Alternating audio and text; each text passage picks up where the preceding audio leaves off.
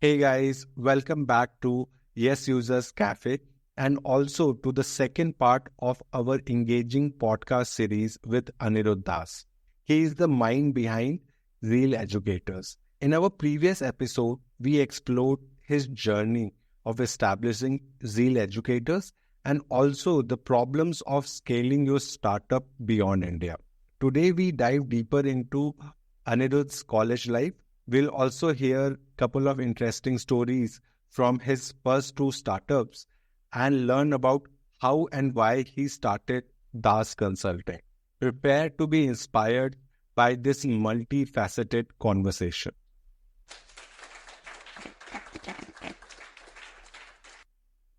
So, Anirudh, welcome back to Yes Users podcast.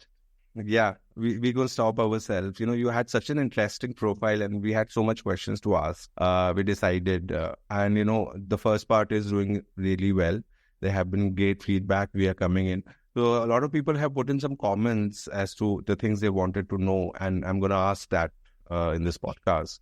Right. So, one of the amazing things in your profile or in your professional journey is that you started really young, right? So you started your entrepreneurship, I guess, in the college, in the school itself, right?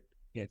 So please, for our listeners, please explain that journey. How was it? What problems did you face? So I started back when I was in grade 11. Right. That was my first attempt to start something. And I was very keen into technology. I was very keen into softwares and computers and stuff. And I'm talking about the time where technology was not so easily available to everyone and was not so convenient as well. So I started a software solution company where we used to help people to resolve software issues. It was kind of that. And I was alone. Then I partnered with few of my friends. But as we all were very young at that age. So starting anything, launching anything, we faced a lot of troubles. Basic troubles. We were not having any bank account of ours. We were not we were trying to, but we could not establish ourselves as a legitimate entity at that time because of the age factor.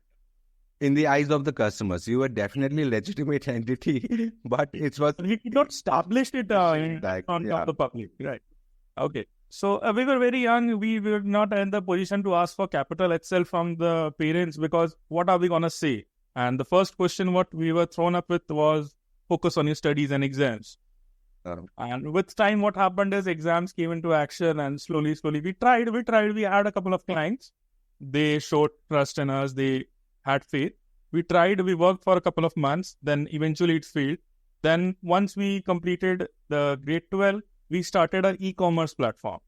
Yeah. We were very keen into e-commerce. So about the software platform, right? I know like you call it a failure, but I wouldn't classify it that because, at that age, even trying, I would say was a success where like majority, 99.9% are not doing anything, right? At least in e-commerce, other things definitely they're doing. At least in business, right? In other aspects of their life, they might be doing well, right? So my question was like, how did you guys started? Where did you put, where did you guys register a domain?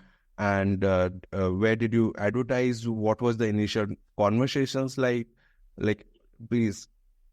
So the most interesting part is the domain thing. Like, right. People still have a dilemma about domains and websites that it's a very technical thing, very tough, but the reality is very different and the reality is different from a very long time. Like when I started, there was some plug and play options and a little bit of coding was needed. And as we were computer science students, so we were well versed with the coding part. So we tried to start a web page. We launched it. Then we started to advertise for it, like posting it on Facebook, posting it on Twitter, and posting it on Gmails because we had email of a lot of people. We started email marketing at that time. We thought that, okay, let's reach out to people. So let's push this content through email to other people who are known to us. Then there were some... what was the target audience at least in your head at that time? Like who you thought would be your ideal customer? Those basically who had a computer in their place. They were having a computer. They were our audience because, let's say, I'm working with Microsoft itself, but Windows computers always give trouble. Right. What we have faced so far. Yeah. So at that time, I was also a Windows user and I was also facing some issues. So I thought that everyone is facing that issue. Let's try to solve it. And The market was solving it, but we started to solve it for a lower price bracket. Okay. Which year was this? Yes, it's I'm talking about 2016, I guess. Okay. Yeah. Right. We tried, we hustled, but it needed a lot of effort and time which we were not able to put into, because we were also school students. So we had a lot of boundaries set with us. Yeah. Like by 8 p.m. you have to reach back to your home, and you can't stay up late at night, or you have to study, you have to focus on your exams, your grades also matter, everything. So what happened is, when this thing came out into notice of other people, people started to ask like questions like, what is he doing? Why is he not studying and all? These like started to accumulate. As you know, it happens. And it was very natural. I don't blame anything. It was very natural. Also, we were not a very strong team. We were a team of 2-3 friends only. After that, we moved into an e-commerce business when we completed our schooling. So in that, we are basically planning to pick up products which are specialities of India and supply it everywhere in the other marketplaces. And amazingly, now after a couple of years have passed, when I scroll Instagram or when I scroll social media, I can see those kind of businesses are flourishing. So it makes me really happy that whatever idea I had in mind is actually coming into action, and it's actually worth something. So people are doing that. Even the software ones I'm talking about, there are a lot of businesses who are working on these particular criteria. And I personally keep a track of it. Like, I see how they are doing it and what we could have done. It's like a nostalgic thing for us, because once I also tried to be that particular business, but eventually I failed there. There were multiple factors, but yeah, one thing which I want to mention is that the learning, that is irreplaceable. When you start something and when you fail at it, you really learn a lot. Because once I started Zeal Educators, I had the experience of being not successful in the model or doing wrong things with the past 2 businesses. So it really helped me. It really helped me understand that how you can sustain your business, because the major problem was not idea. Idea is never the problem in a business. The problem is execution and sustaining that model. Right. So failing into 2 businesses was really a lesson which I needed. I must say it was a much needed lesson, because you cannot learn it anywhere. No teacher can teach you, no school, no college will give you this thought. Yeah. So you have to do it yourself. And I encourage young entrepreneurs that they must try. No matter if they fail, it doesn't matter. There's nothing to lose. Yeah. And I will tell you, 2 failures and the third one, that is Zeal. In all these 3, I was having no funding, no backup, no industry support, no connections. I was having no connections. Like, nobody was knowing me. I was only having a small circle. Although from the very beginning, I had a small circle. I never had a big circle. So the circle was very small. But if your idea is good and if you are executing it and if you are hustling towards it, like, it's a simple thing that you have to wake up daily and you have to work on it. There is no shortcut. Makes sense. So tell us some interesting story from your first 2 businesses. Yeah. So from the first business, what happened is I got a client, and the client's address was pretty distant from my place. Mm-hmm. I took my parents' car because it was a very distant place. I preferred not to go by the 2-wheeler. I preferred my parents' car. And I used to drive from a very young age. When I was in grade 7 or 8, I started driving. So I took the car from parents and I reached the place of the client. And when the client saw me coming in a car, he was like very shocked.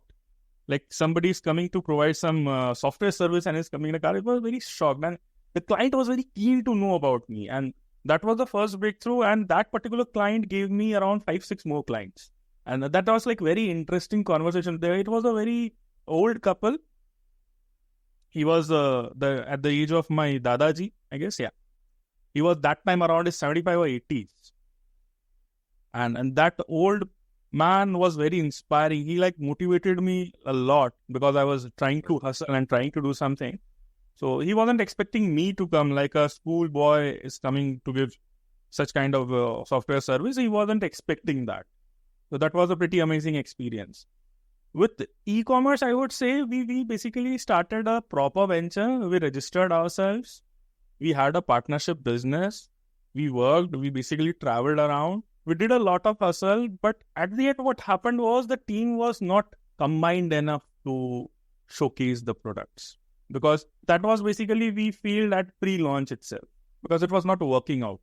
Idea was correct. Idea was good. It was going fine. Everything was in place. We had the suppliers. We had the platform. There were 4 partners. So I was there doing the tech part. One was doing the marketing part. One was doing the product outsourcing and all.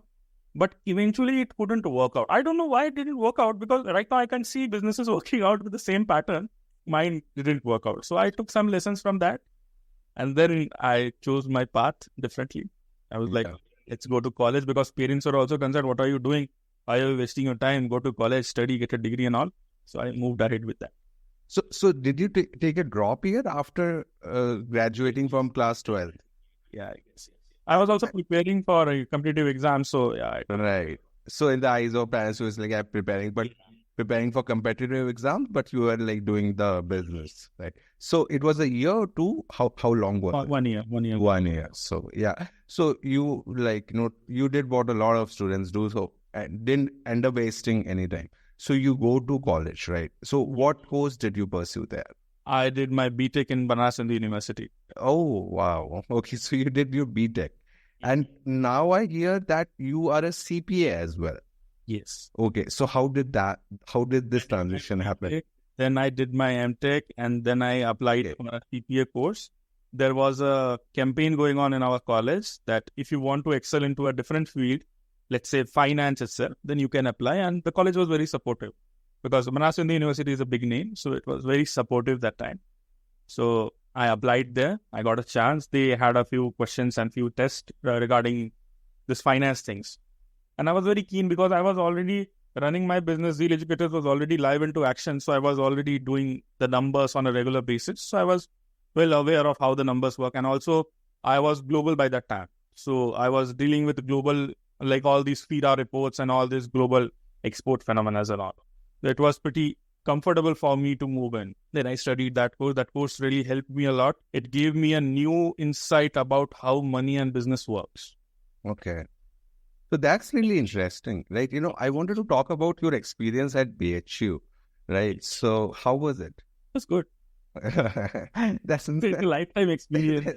There's a very long story you're not sharing there. So tell me, so what happened? You land, you are a bacha who has, done, tried to do startup, ek saal drop bhi le liya, and then you land in BHU in a BTech, right? So what happened? What was going in your head the first day? I was always like a guy jisko tradition was not a cup of tea. जो चल रहा है, I was not willing to follow that. I was like, क्या करते हैं? Let's do something different. And the crazy thing was, I was alone in it. Most of it. I was alone in it. Because I belong from Varanasi. It's a tier 2, tier 3 city. So people are mostly following the tradition. That's not the problem with the people or the place, but that's the culture, how it goes. And what I was trying to do was considered too risky. And what I felt like, I cannot go into that traditional path because I cannot do that. I was like very sure about it that ye abhi mere se nahi hoga. My mind is not ready for it. Your desire to be different, right? And this is something I see in a lot of entrepreneurs, right? So you were born and brought up in Varanasi. Yes. Right. And you got a college in Banaras as well. How bad did you feel about that? Actually, firstly, when I was preparing for my college, I wasn't expecting to be going to BHU itself, because firstly, it was pretty difficult to get into that. And secondly, I also wished to go out in a different city, live a different kind of life. But eventually what happened is, when I got selected, when I got a chance in BHU, the best thing was that if I'm standing in my apartment's corridor, I can see my college. That's how... That's how close you were staying. Yes. Right. So, in the hindsight, do you think it was a good thing or it was a bad thing? If you take my case, where I have to do a lot of work apart from college studies, it was great because I just needed 5 minutes to go to my classroom. Yeah. So I used to wake up early, do all my work in the business needed, everything, every meeting, every planning, everything, I put it into place. Then just 5 minutes before I leave for class, once the class is done, nothing else, just I'm directly rushing back to my home, because my home was my office. Yeah. That was the timetable I followed. That was like, I did masti with my friends and all, but I kept myself dedicated towards my work more. Yeah. And you were like at a point of time, they were not liking me very much because I was not a very social person at that time, because I was having something else in my mind. Okay. Although I'm a very social person, I like to hang out with friends, I like to talk, everything. But at that time, I was building it. So it was asking for 24/7 inputs. Yeah. Whenever I get a chance, let's say there is a class gap that, today you don't have a class, you have a 4-hour gap. I rushed back into my place. Yeah. So that's how it was. So I was like constantly rushing from home to college to home. That's it. Yeah. And that wasn't a big deal for you because you had like the distance was fine. I had planned to ask so many stories about BHU hostel because I've heard a lot of rumors about it. I was having a hostel room as well, because that is yeah, because it's a residential university, right? But obviously you were not staying there, right? I stayed a couple of weeks. I stayed, like, it was a very thing of a choice, because my home was very close to it. So nobody was asking me why you are not staying in the hostel. But the hostel was mandatory, so I was having the hostel itself. And yes, we have stories in the hostel itself, and the stories. Okay. Tell me the funniest story that you can share on camera. With BHU, the thing is, the stories are not that stories which I can share. That's true with every college. That's like crosses the limits every time. And this is a young, aggressive university. So a lot of things happen on a regular basis. So we were like, we have done mass bunks where the warden was our professor itself. Okay. And when we did a mass bunk, the warden itself walked into the hostel to see where are we. And the whole class was hiding in a single room. The whole group of 30, 35 boys were hiding in a single room, which is meant to accommodate only 2 to 3 people. Yeah. We shut the door, we closed the lights and all. And eventually, the warden got an idea that we are staying in this particular room. Yeah. The professor was very kind-hearted, which is given a warning. Okay, and actually we troubled the teacher a lot, because he was going around and round throughout the big hostel and finding where is everyone. Because he got to know that we are not coming to class intentionally. And sometimes in college we do such things. Yeah. That's the time. Right. Apart from that, we have done a lot of mischiefs as well, which we shouldn't do. Like, there was an episode which we saw for Bassi. Yeah. It was saying about water cooler. I guess every college hostel has faced something like that. We have also done something like that, a bit different, that we didn't throw it up. We just dragged it from the stairs. Like, all friends were drunk and all. And after that stage, students are students, young boys are young boys. So we do what we used to do, and every college has the pretty same story. Yeah. That's the thing, that when these young boys are drunk and all in a party mode, they do whatever they want. Like, they don't care what they're doing. Absolutely. That was it. Apart from that, now on camera, do you want to apologize to your teachers now that apologize to my teachers for giving them so much trouble. Like, from the very beginning, I was a troublemaker kid from the school time. I used to give troubles. Like, it was like a khurafat karna was in me. Ki haan thoda sa to karte hain. Right. Never to hurt someone or to disrespect someone, just for fun. Yeah. Victimless crimes. Yeah. So Abhi, right now, are you staying close to BHU as well, or you are staying? Yes, my permanent home is close to BHU. Right. So how does that feel? Like, every day you are passing from your alma mater. How does that feel? It feels pretty good. New faces, new people, new students. They are also moving around with a lot of hopes and dreams. Yeah. It's a place where you can fulfill your dream, because the knowledge you gain here is something different. Every college gives knowledge, but this college gives you a life. This college gives you life. But one thing which a lot of times we forget is that in this college, you need to work hard as well. Not just for your academics, but on yourself you have to work.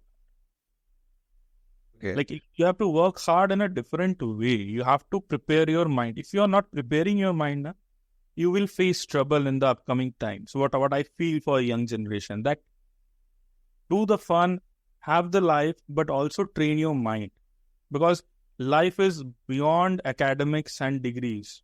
Because right now nobody is asking my degree. Nobody will ever get a look up of my degree, that what grades I have got. Yeah.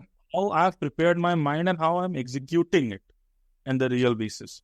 So that's what I emphasize to my juniors as well, that work on yourself as much as we can, because we don't have much time. Honestly speaking, अगर हम school college के time बना शुरू करें, then we are late. They are saying that we are never late, but my perspective says that that's the best time, क्योंकि तब ना ज़्यादा pressure नहीं होता है. अब we have pressure and responsibilities, but the time when I started, I was not having any kind of pressure or responsibilities. Yeah. बहुत ज़्यादा होगा तो क्या होगा, एक पेपर में बैक आ जाएगी, नहीं पढ़ पाएंगे तो that's it. But now in real life, you don't have an option to get a back in a paper, or you cannot give a paper or something. So you have to play more accurate. In real life, you get a kick on your back instead of getting a back on your back. True. Right. So you spend 4 years, जो एकदम ऐसे चुटकी में निकल गए होंगे, right? Yeah. So comes placement season. ये BHU का placement का scene क्या है? Honestly speaking, मैं बैठा ही नहीं था. That is true. I figured that much. But like in general, what is the scene? The scene is very diverse. मैंने बताया ना, if you are working on yourself, तो जो भी placement के लिए companies आती हैं, they basically don't hire you for the degree you have. They hire you for the person you are. So आपने जितना explore करा है ना, based on that, you get the placement. And सिर्फ campus placement ही नहीं, campus के बाहर भी there are placements. अभी I would say the trend of placements is very jiggly. It's not very stable these days. Yeah. पहले के time में भी it was the thing that जो भी थोड़ा out of the box होता है, जिसकी भी thinking ideology ऐसी होती है जो कंपनी के साथ align कर सकती है, वो तभी होती है when you are working on yourself. Like आपने कोर्स पढ़ा हुआ है, but you don't have any extra skill, तो हो सकता है आपके वहाँ नाम. But if you have learned that course well and you have some extra skills as well, which you can bring on board, then definitely you will be the first preference there. And I guess yes, sab jagah, everywhere it's the same. Makes sense. Skill sets matter. Yeah, absolutely. Right. And you know, really, one of the funny things I like heard someone saying is that there's an oil engineering in BHU which gets a very good placement, right? Is that a fact? Yes, IOCL comes directly for the recruitment process. Indian Oil directly involves into the recruitment process, not just with the chemical engineering part, but those who are professionals in chemistry itself. From there also they pick candidates on a regular basis, because IOCL is something who is working on a regular basis. उसके साथ क्या है, वो demand and supply पे चल रहा है और उसकी demand बढ़ती जा रही है. Fuel is something which you always need. Right. And all those companies जो necessities पे चल रहे हैं, they always survive. Yeah. And another factor is alumni. The alumni Right. very strong with IOCL. Right. A lot of professors, postdoctorate candidates are there in IOCL. So what is the typical pay package that gets? In BHU, the typical pay package, I would say, if somebody is good enough, 20-25 an a year is good package. Is normal. Or oil engineering के लिए typical pay package क्या जाता है? In IOCL, as it's a PSU, the range is a slight lower, but the perks are more. It's around 15 to 18 like this. But eventually, when you go in, you are going as a junior. Once you get promoted and you learn and you gain experience, definitely the career is more stable in that perspective. Right. So I assume like big tech companies like Meta, Microsoft, do these come in? Then what do they? Microsoft, Google, they do come in, but not always. And also, a lot of students have got placement by direct approach, because they have built themselves in such a way that they are able to face the interview directly. They are not waiting for us. But once the placement is done, obviously, it would be posted as the student from this particular university got selected and got that. Right. So, you know, we hear, like, I know IIT Delhi, IIT Bombay, they are getting in like a 1.25 crore, 1.5 crore, like these kind of numbers. So is this an outlier in BHU, or like how many students in a year get placements like these? In every big university, you will have such students who crack these kind of packages, but the number is really low. Not everybody is going to get this package. Few will.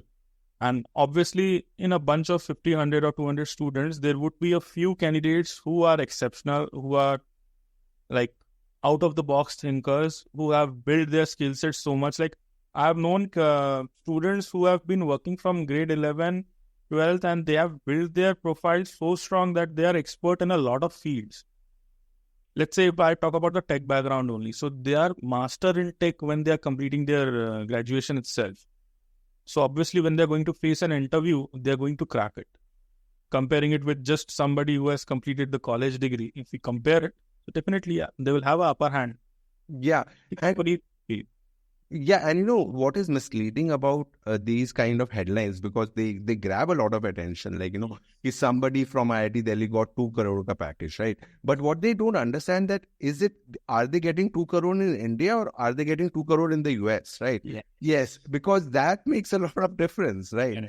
Because 2 crore, if they are getting 2 crore in the US, it's like, 200, somewhere around a little above $200,000, right?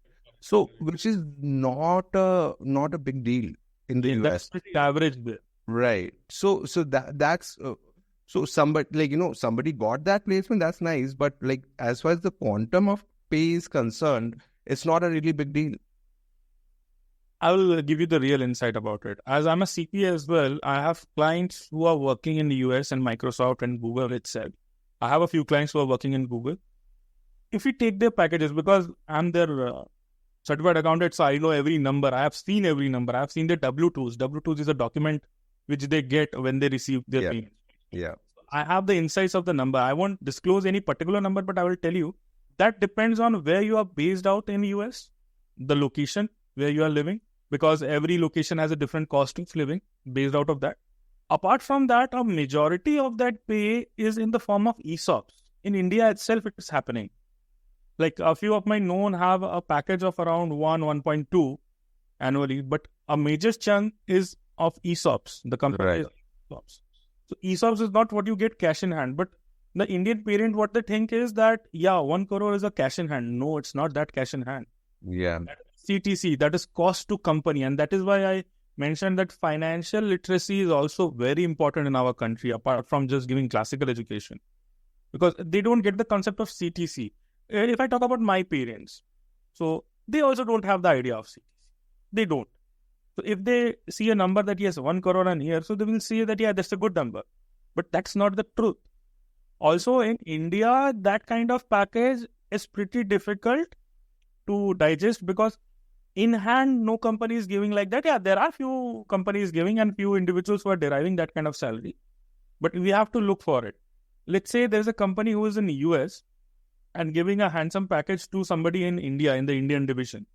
So the main reason is that the pay scale of India is pretty lower. If let's say the same company has to hire someone in the US, the company has to pay much more.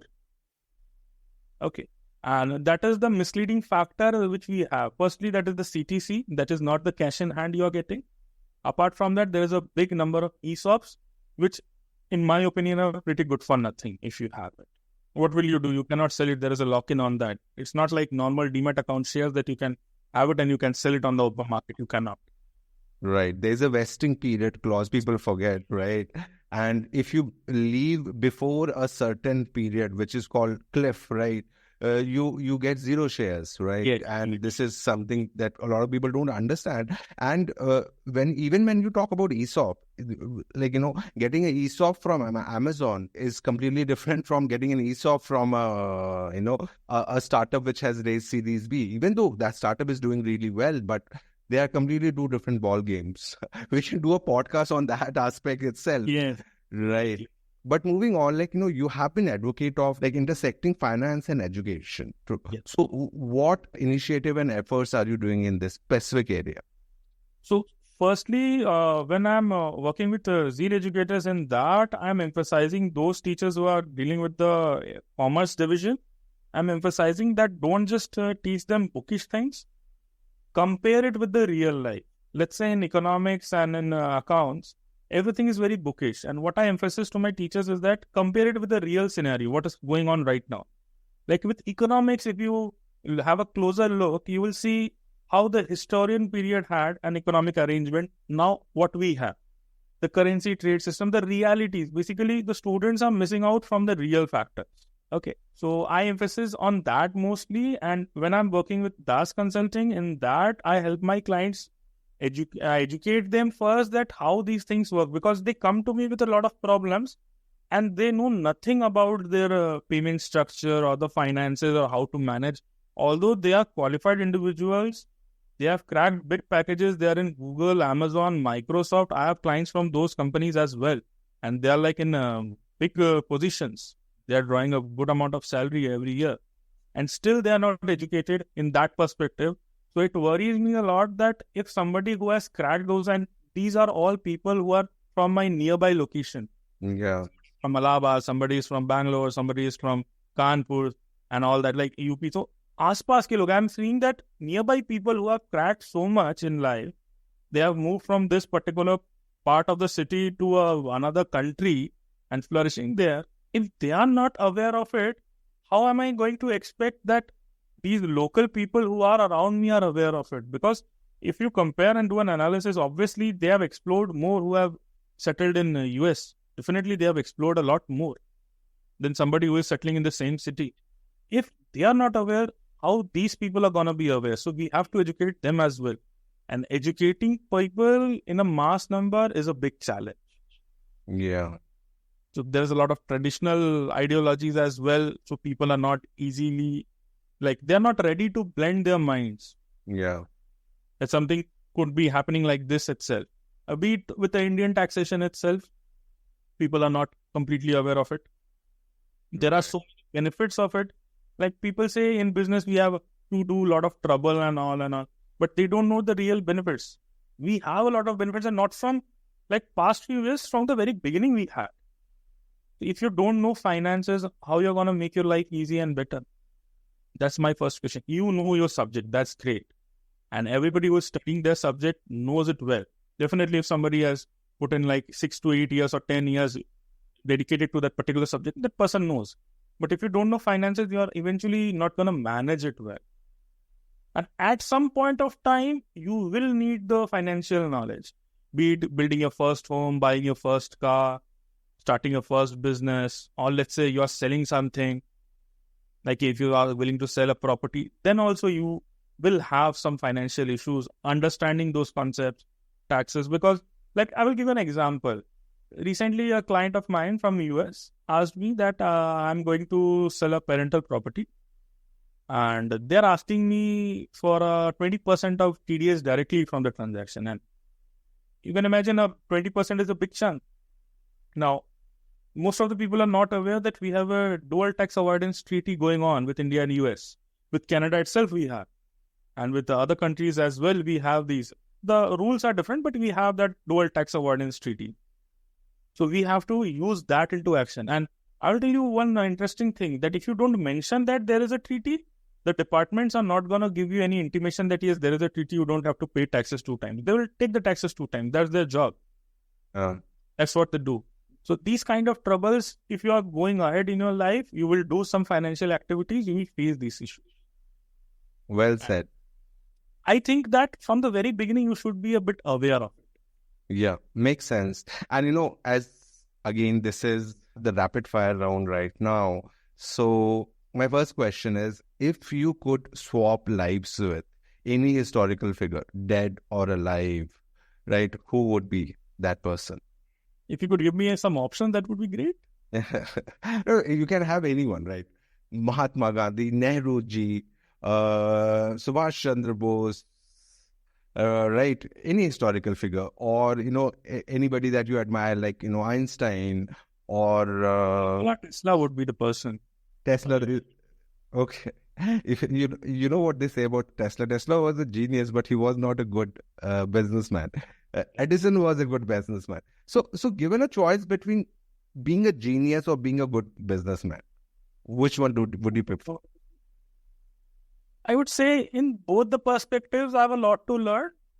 But if I get to choose from the historic person, I would firstly choose to be a genius first. You're right. Because the discoveries you get when your mind is working on a different pace, certainly it is different. Okay. And basically, I admire Nikola Tesla a lot. A lot of things have been done by him. I've read a few books about him. So I like feel a connection like, yeah, this person is someone. Like he was always a out of the box thinker. Yeah.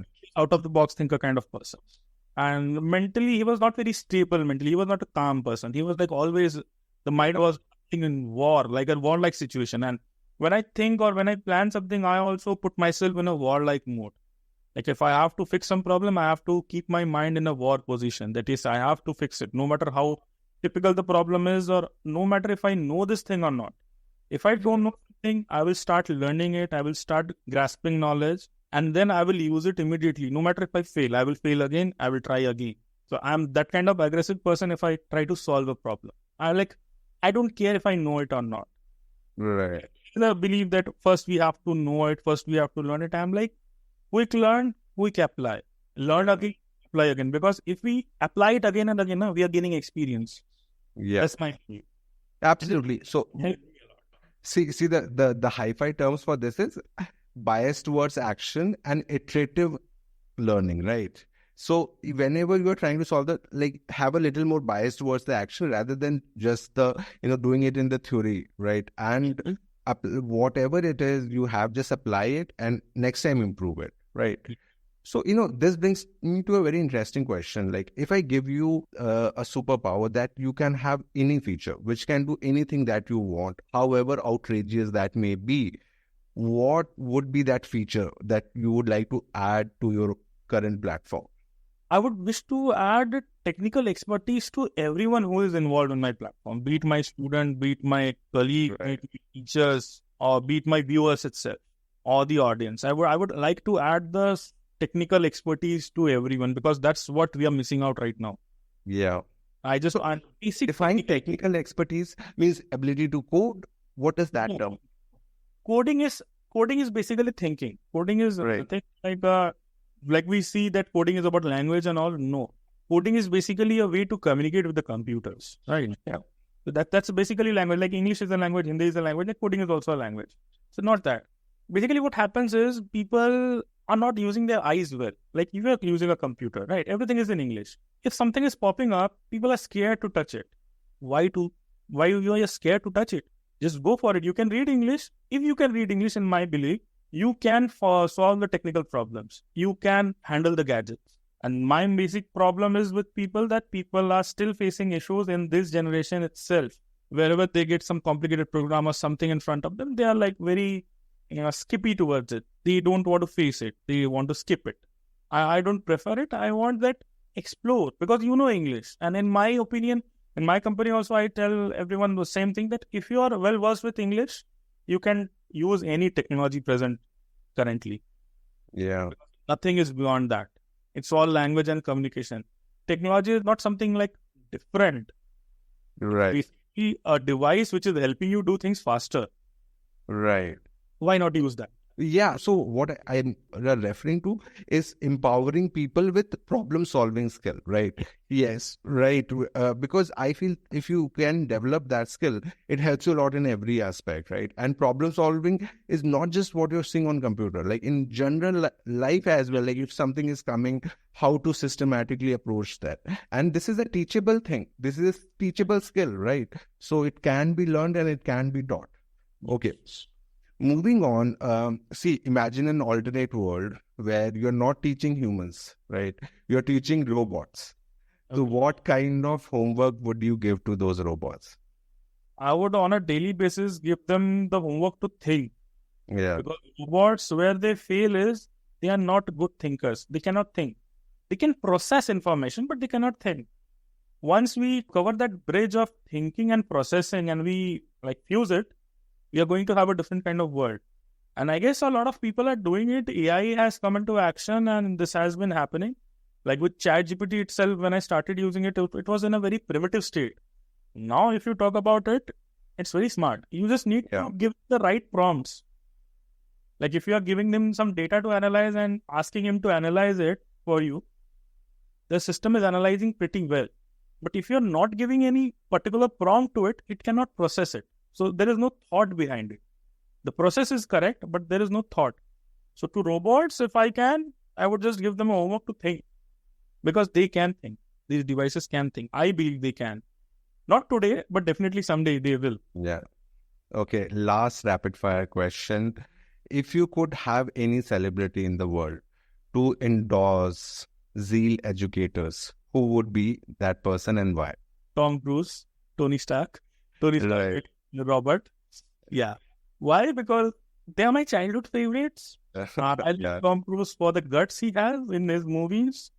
We have seen in the news itself, these actions were done by him on his own. And if we compare his age right now, he's like around 60, I guess. Right? Tom Cruise is around 60, if I'm not wrong. And still he is into such actions and he has so much of energy. I would like him to endorse Wow. for sure. Great answer there. So a lot of people might not know this. Like, you have been doing one thing really well, which is sitting here in India and selling globally, right? This is something we talked about in the last podcast as well. So as we are running out of time, give me a very short and crisp answer. Um what advice would you give to an entrepreneur who is also planning to do that, building in India and selling to the world? Okay. So first of all, understand the global market. What is the need there? First, target a particular country. See what's needed, whatever your field might be. Because if you're trying to sell something, you need to solve the problem first. You cannot just give the product, because I will tell you honestly, any client or customer is not interested in your product and you're not selling the product first. You are exchanging the thought and feeling with that customer. That if the customer feels that you are solving the particular problem he has, definitely you will have that customer on board. So focus on what problem they are facing in their particular field, whatever field you choose, be it apparel, be it product, be it tech, be it services, anything.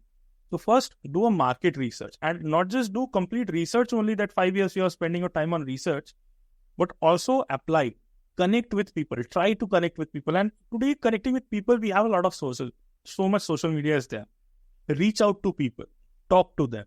First and only thing which I would suggest young entrepreneurs who are planning to start is work on your communication and work on listening. Listen to your customers, listen to their problems, note it down, have a diary, note the problems they have, and align your solution with those problems and give them a way out, because customers basically need help. They don't need a product firstly, they need help, they need solutions. So focus on that, note down and figure it out. Do it multiple times, you will crack it. Wow, that's a great advice there. And because you are running Zeal Educators and DAS Consulting both, I'll put in a link to both of these ventures in the description.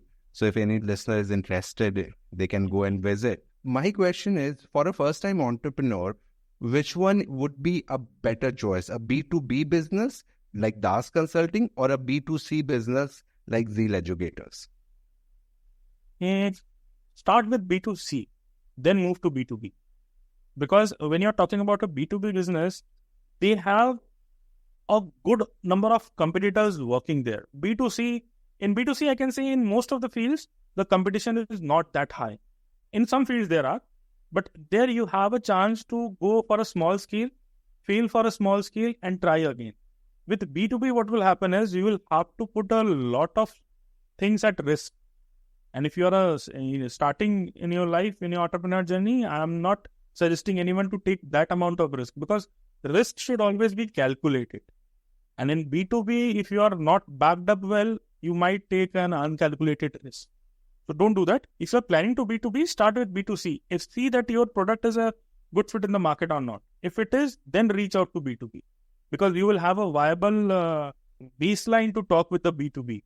That if you're communicating with a business, you will have a baseline that, yes, I have this particular amount of expertise, which I can bring on board and help your business as well. Makes sense. B2Bs are very specific. Yeah. So Anirudh, thanks a lot for coming again on the podcast and sharing your story. Trust me, it was really entertaining, inspiring, all at the same time. Thanks a lot. Thank you. It was great having you. And that concludes our captivating conversation with Anirudh. We have explored the depth and breadth of Zeal Educators. We hope you have also enjoyed this two-part series as much as we have. Don't forget to follow our podcast for more insightful discussions with leaders and innovators shaping the world. Thank you for tuning in, and until the next time, keep learning and keep saying yes to your user's voice.